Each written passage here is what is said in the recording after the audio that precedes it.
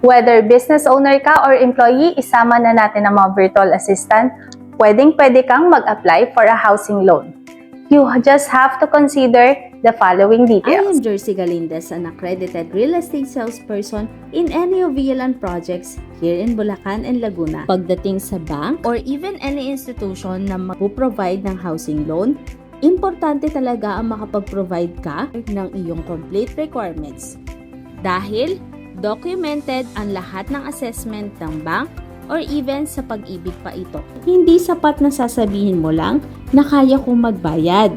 Mas mahalaga sa bank or any institution na magpapahiram for a housing loan ang nakikita nila sa documents dahil ito ang magiging basis ng approval nila.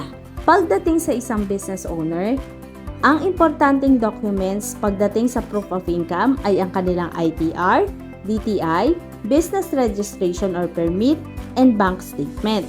At kung ikaw naman ay isang employee, ang kakailanganin mo na mai-provide ay ang Certificate of Employment with Compensation or job contract, payslip, at iba pa.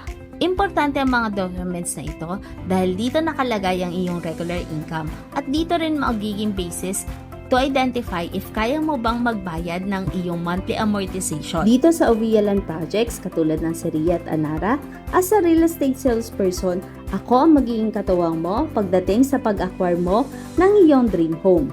Kaya, if you're planning to own a home, message me. I'm here to guide you every step of the way. I am Jersey Galindez, an accredited real estate salesperson. Sabay nating tuparin ang pangarap mong bahay para sa komportableng buhay.